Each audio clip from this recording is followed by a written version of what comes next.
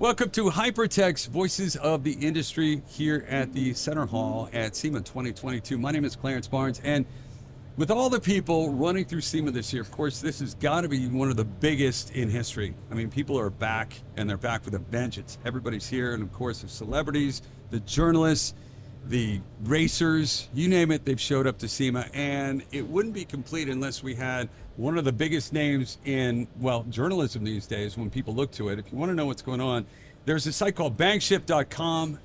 This is the guy who's been doing it. Now, I only say that because you've been in the game for so long with... You're making me sound old there, Clarence. Well, Chad Reynolds, you know him from Horsepower Wars, you know him from Hot Rod, you know him from, I mean, the list goes on and on. But what everybody really gets gravity with is Bankshift. Yeah.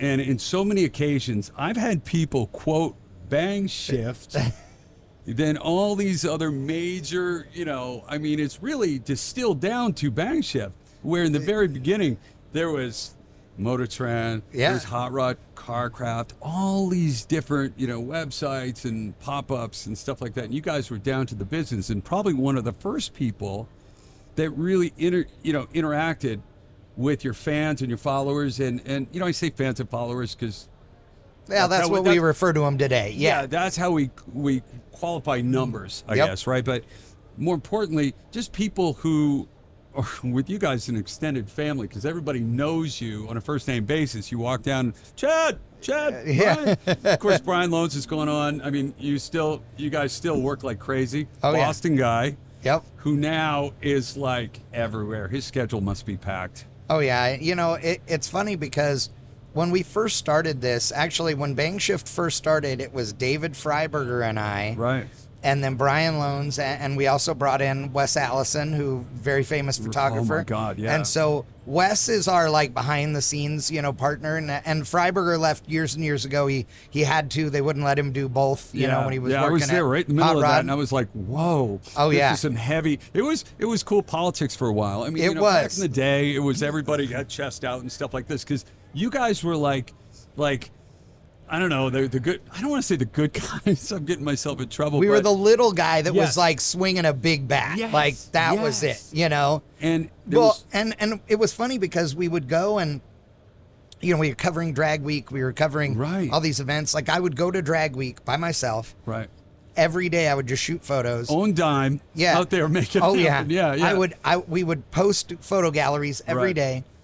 And quite frankly, we were beating them at their own game, covering their own event. Constantly. And they had a jillion people doing it, but we just didn't know like that we weren't supposed to do it that way. And so people loved us. And we had our forums which to this day are still a big deal on Bangshift. They're a huge deal. And it's awesome. I've learned firsthand because a long time ago, I did a reality show called Forza. It was a racing show, King Gucci me, right? So I'm the class clown who was driving for year one.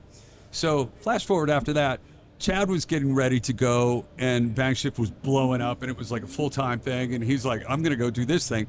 I started doing the Hot Rod Power Tour. Yep. Well, the wild thing was, you know, Motortrend and Hot Rod and this big brand, Source Interlink or whatever it was, had this big platform of, you know, web and interaction and their fans.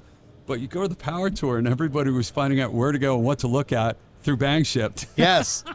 Which I love. Is such a good testament to the work you guys did. Because I know you guys work, and you work tirelessly. Oh, yeah. And sometimes you're in a box, and you wonder if anybody's on the other end of the mic. Or for that matter, you see the clicks, you see people's comments, but sometimes the active people are the same people, and you look and you go, are there really anybody out there past that number?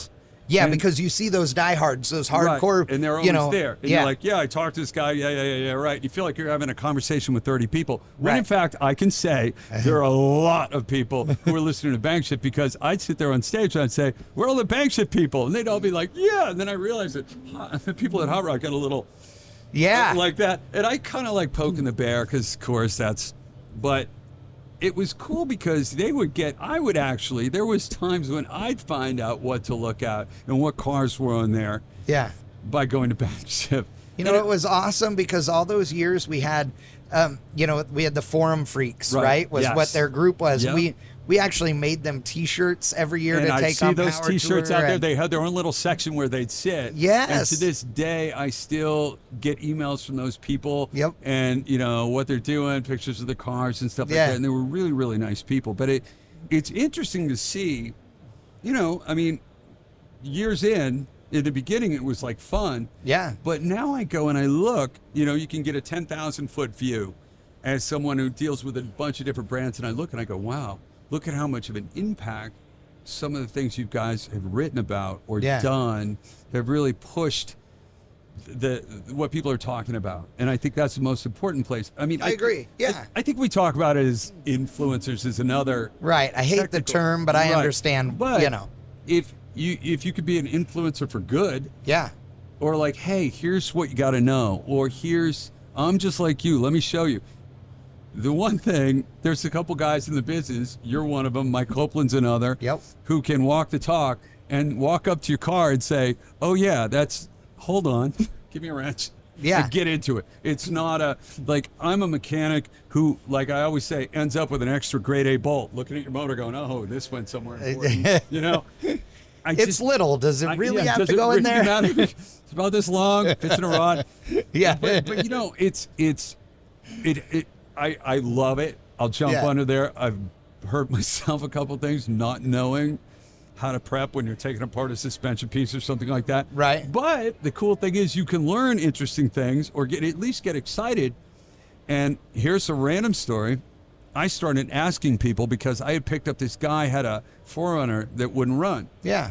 And it was like in 1992, and I'm like, oh, okay, this will work. I said, I always wanted to get a 4Runner, put a lift kit on it. Yeah, That's easy enough to do, right? Right. So I put the 4Runner behind my house. It's in this out in California, it's like, these garage ports. So it's literally outside under a port in the heat. Yeah. And then I found a boneyard who had pieces of a Rancho 4-inch kit and stuff like that. I picked up some stuff. I'm Perfect. like, well, you get all excited looking through some of your forums, and I'm asking people, I said, I got this. I took apart that 4Runner. Actually, it took me about a week and a half to put it back together. I got a picture of it on my phone, put it up, and everything was fine. Yes. There were a few things I didn't learn in the forum. That you had to learn when you were actually doing it? Okay. And the result is driving over the 405, which is a big, highway, lots of traffic. You're coming down, two things. Going up the 405, when you have a 6-cylinder with huge tires and a 4-inch kit, that 6-cylinder can no longer propel the vehicle up the 405. Right, because you have not re-geared the thing Not yet. at all. Yeah. And it's like going 30 miles an hour. And then when you don't attend to that re-gearing or, with the new U-joint, what happens at about 45 miles an hour on the way to work, and I was doing a radio show in LA at the time, I'm late to work, I'm going there, I get off the exit, and it was like somebody put a grenade in the rear end. It blew up so hard, there was junk everywhere. But I remember asking some people on the forum, like, hey, has anyone ever put in a, lift kit, or what do you know about springs and stuff like this? And I got a lot of good tips, and but that was my fail story. But the cool thing is, even with that, I made friends just talking to people and stuff. And it's been kind of a cool journey watching you guys grow, and then the legitimacy. Yeah. And I say that because it's a hard thing. You guys have always been super legit, super credible, but people, if they don't see you in a certain lane, Oh, right. Like 10 years ago, it was all print. Yeah. And it's like, well, we're print guys, and you're yes. it's the guys from Bang Ship. Geez, will they ever just, Chad, thank you. Yeah. And now they're like, hey, what's Chad thinking? Let's get him on our TV show. Right. Well, he knows how to make horsepower. He knows, right.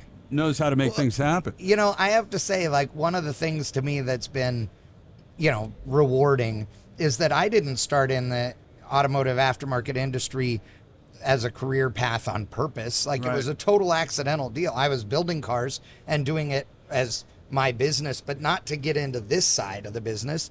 And I mean, that was in 2005, and I built a car and took it on Power Tour, and it got way famous. And that was what led to me being the voice of Power Tour before you did. And that's where all these adventures sort of came from. But as everything snowballed, for me, one of the things that's the most rewarding about it is, you get, there's really two kinds of praise you get, right? You get the kind where it's somebody that's a reader or a viewer, they watch one of our live streams or they read a story or whatever, and they tell you, thank you, I watched your video and learned how to, lock out an MSD distributor, whatever, right?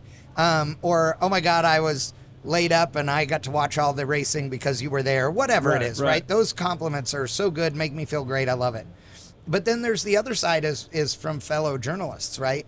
And guys who now, I mean, I'm friends with, right? Like, you know, you got David Freiberger, you got Jeff Smith, you got Richard Holdner. Like these are people who you worked with, who you came up with. Yeah. And they exploded, you explode, you know, everybody. Yeah, but I mean, some of these guys were around before me too, like where I was like super legendary. Yeah, and I'm like, dude, Jeff Smith. Right, and Jeff is I know. the most normal dude normal ever. Guy and in the most world. of them are. I mean, Freiberger's a weirdo. Dulcich is a way weirdo. I have a but cool only in their own way. I mean, I love those dudes. But, I have a cool Dulcich story, and you'll appreciate this because Dulcich is one of the nicest guys in the world. Oh my God, yes. And I'd see him on, you know, the Engine Masters. I'd see him out on Power Tours. See him at different places. Yeah. And he started doing stuff with David Freiberger, right? Oh yeah. Dulcich he has a degree in economics from Southern USC. Yes. Like was in that space for a long time. And he's just kind of like a hippie doing cars. He's a genius in building motors and cars and stuff like that, right?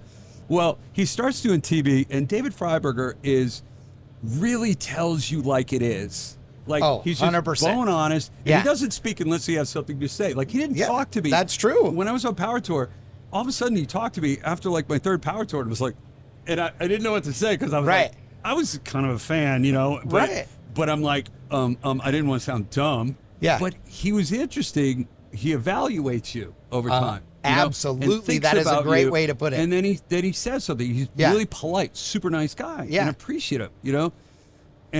But I'll never forget. So Dulcich starts doing TV. You know, they're running around doing his TV show.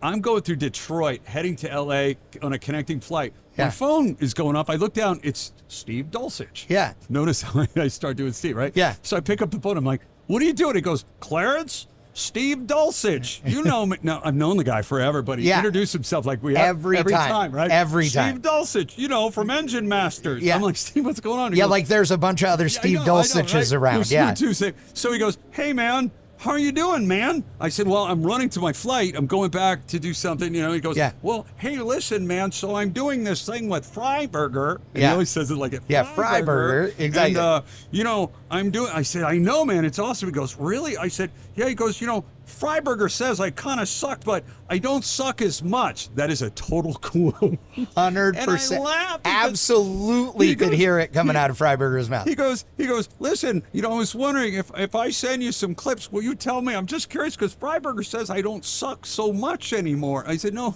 you're being you, which is the best thing, and you nail it. But just the sincerity and the purity, he has the purity of like a kid from a little kid. Yeah, a little 100%. kid. Yeah. Well, I mean, not little, but yes, exactly. No, but that innocence 100%. of someone who hasn't been pissed off for 20 years or something. Right. He's a very nice guy. And well, you know who?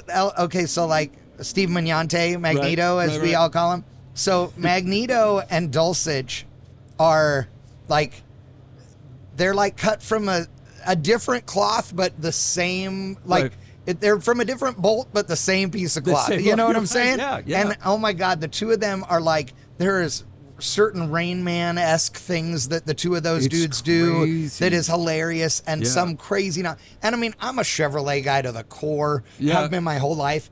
But Dulcich, you got Chevrolet Inc. somewhere, I think, a lot of Chevrolet Inc. Yes, I have a '56 Chevy here. That's what I was gonna say. Yeah, I have a '66 Chevy here, a '69. The words Chevrolet all over a Chevrolet funny car on my forearm. Yeah, I'm a Chevrolet guy. Covered. Yeah, but dude, Dulcich is like Mopar freak, and I refer to that like I announce all the Holly events, right? I do Moparty, and Mopar fans are weirdos, and I mean that with all the love in my heart. Like I'm not saying that as a judgment. No, they know it. Like that's a different breed of human, and because they have all of the most crazy little nuances to building a Mopar and part numbers. And yes, like, that came out with a 1721 B17. I'm like, which was only available for the first 3.5 months and 1 day and 2 hours. And and that number, they've got it all memorized and crazy. The Mopar Summer Nationals, I did those for a few years, and it's like a swap meet meets a car show meets a race, and the one thing I have to say about the Mopar Summer Nationals, those guys go out and they bring their cars out and they don't just race. They race like it's the last day on God-given earth. Oh, I agree. Like they push, you can see people's feet through the floor. Oh, yeah. And some of the old school, like me as a kid going up to New England Dragway, Yeah. and all the old Sox and Martin kind of look, Oh, that yes. old school paint and the old, 100%. all these guys out there with these really retro looking 70 Dusters and old Cudas and stuff, and they race it like they rented it. Well, and I say all the time that I think that, and I mean, no offense to my fellow Chevrolet guys or you poor Ford people, but the Mopar guys are arguably more dedicated than anybody. They have less restoration parts. Everything costs more money than even Ford parts. And I mean, and they have to work so much harder to do it. Well, and they yet, fix what came normally. What fixed a Superbird fresh Yeah. out of the factory, the nose kind of went yeah. like this, like it was half falling off. Yes. Nice inch gap. Oh, yeah. Yes. Factory. Yeah. I'm like, Dude, well, and they do like, they are dedicated when they're drag racing. It's unreal. Yeah. But when we do Mo Party, like, I know I'm going to get hate mail for this, but I would argue that so some fun, of the though. cars at Mo Party Here it comes. are the nicest cars we see all year long. Yeah. From LS Fest West, Right. LS Fest Texas, Ford Fest. It's fair. It's the people that build the really nice cars at a Mopar event. They're not just nice; they're really, really nice cars. and some of those cars, I think, from what I noticed at the Summerfest, was it seems like they're passed on. Oh, Like lots this was of my that. dad's car, Yep. and we've had it in the family. It's a different Oh yeah. kind of dynamic with it. Yeah, and, But, I mean that's the dynamic that I have in my family, but I know that's not the norm. I mean, my No. dad bought a '68 Z28 brand new. We still have it. Wow. I mean that car was like, a member of the family, still is a member of the family, always will be, but you're right. I feel like that is stronger on the Mopar side. Yeah. I feel like dads that are into Mopars, like they spend half their life. There's a joke coming. There's a joke. Half their life, they're getting their sons to like Yeah. and daughters to just love Yep. the Mopar deal, and the other half they're apologizing for getting them to love the Mopars.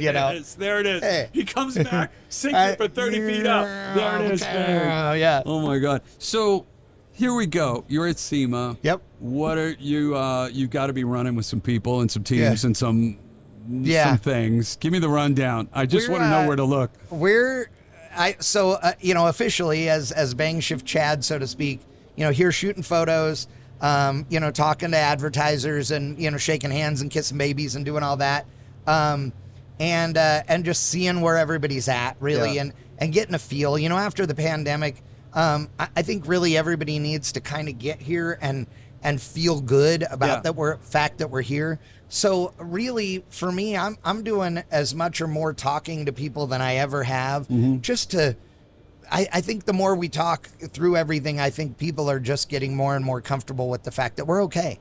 Yeah. Like this industry is good. It's strong. There's We're a getting there, jillion people and here. It has a feel to it. And it definitely has a does. feel. And the other thing for me is that, I can't talk about all these things.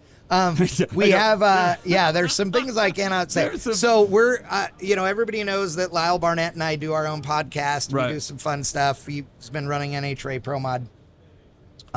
On Monday, he got in Randy Meyer's A-Fuel dragster out here at Las Vegas at the Strip, and got his top alcohol dragster license. Wow. Was pretty cool. Got to actually, Tony Stewart is a friend of ours, and he's also been getting his licensing done in Top Fuel, and he's been running an A-Fuel car as well.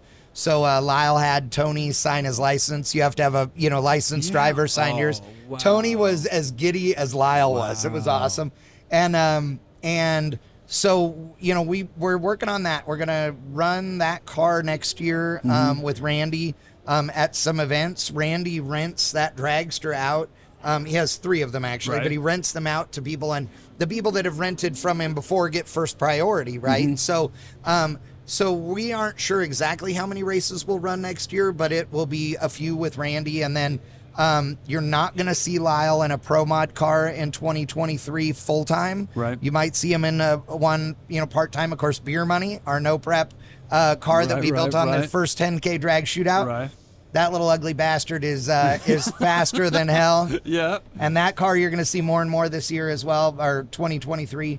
But Lyle's going to be in the alcohol car as a stepping stone to Top Fuel, hopefully. So, so at some point in 2023, and it could be soon, it could be later, who knows yet. We're there. We're gonna, though. we're I gonna could see feel it. It's gonna be fun. I could see. See, when he came in into the studio here at Hypertech, you had a glow. Remember? I said, you did look say great. that. That's true. You look great. You and just, I said I had only slept 3 hours, and you said I still looked good. You so look happy. No, Yeah. you look happy, and you should be, because there's so many great things going for you. Yeah. For Brian Loans, of course. Yep. Boy, I'll tell you, Brian's on fire, and hats off. You guys are the best in the business when it comes to, and I say that with all sincerity, because you really have a way of breaking down content,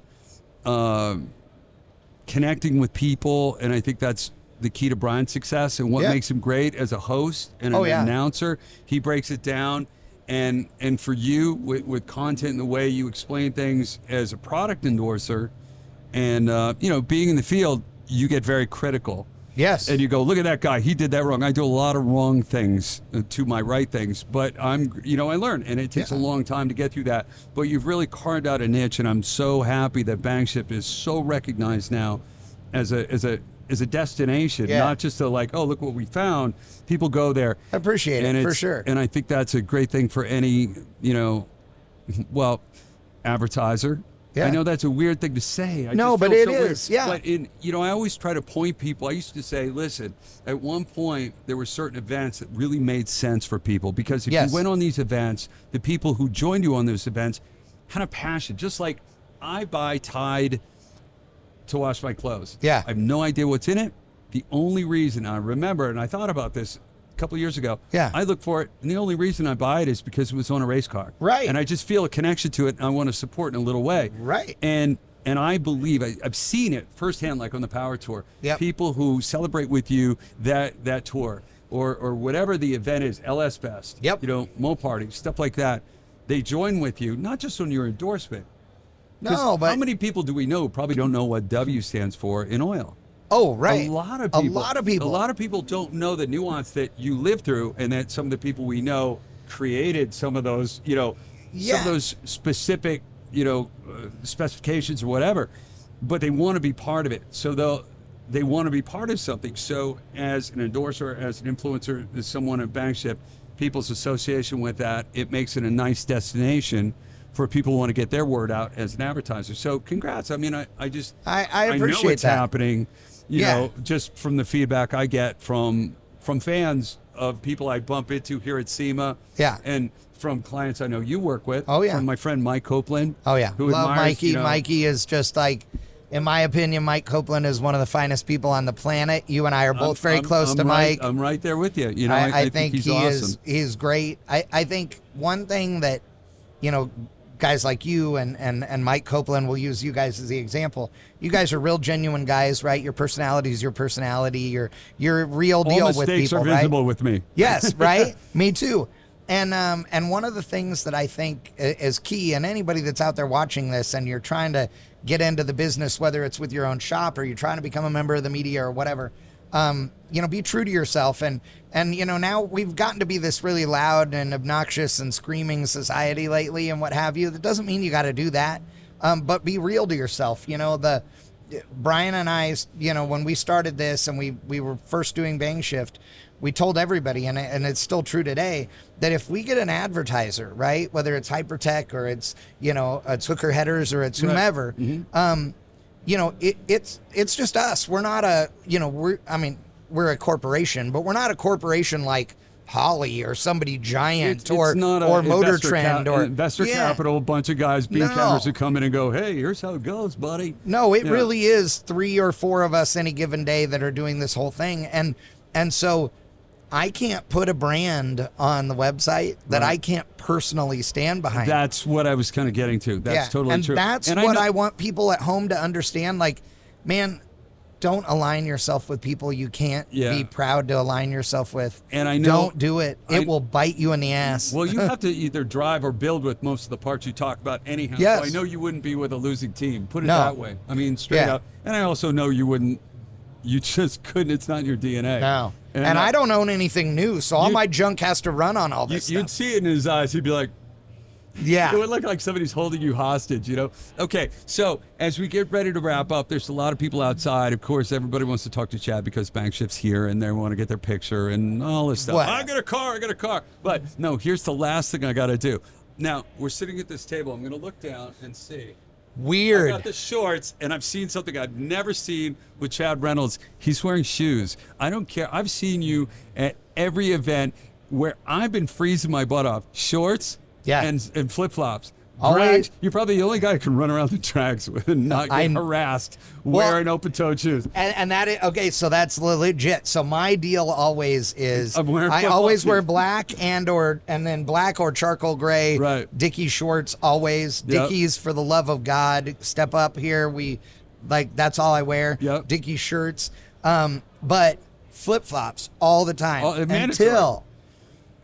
I've been doing so many NHRA races, Yeah, and they have to, NHRA. yeah. Well, the problem is that the guys that work the starting line, the actual chief starter, and those dudes, Right. they all know me, and they're like, they don't even care. Yeah. They don't even think about it. But the guys in the tower are like, You get tell Chad to put some shoes on down there, and I'm like, here so we go. in order to just I just love it because Freiburger's the same way. Oh, yeah. Freiburger's always we could be in the coldest area. I mean, I've seen him in weird places. There he is, and he's got flip-flops and shorts on. And I'm literally in a down jacket going, I am so thin-skinned. I have had, we left SEMA one year pulling 2 enclosed trailers full of everything from Ride Tech's booth. This is years ago, me and my buddy Chuck Schradel. Chuck lives in Wisconsin. We had to drive because of weather, and to try and avoid New Mexico, we had to drive up and through Colorado, and it was snowing, and we ended up at a rest stop, and there was about a foot of snow on the ground, and I go traipsing across the foot of snow to the restrooms at the rest stop in my flip-flops, and Chuck is like, I do not understand this. But you know what? It'll be fine. You're the perfect person to drive with because you'll be so cold you'll never fall asleep at the wheel. Oh, God, no. Yeah, Never. Because you're half frozen. Yeah. My foot feels a little numb because Yeah. I'm frozen. But you can fix that with a set of headers and no dynamite or That's true. or anything like that. That is true. So we are live here at SEMA. This is the voices of the industry. And for good reason, some of the biggest names of the industry have been on these videos, and today is no exception. Chad Reynolds, thank you so much. I appreciate you, man. I appreciate you boulder too, dude. among rocks in very serious terms. I mean, it's a weird thing to say, but you truly are. And bankshift.com, if you get a chance, go check that out. There's a great forum. There's a great family and a great group of people there, and certainly a great place to land. If you love motorsports, bankshift.com. For us, we're here at Hypertech. If you're at SEMA, drop by. If you're not, we'll see you next year.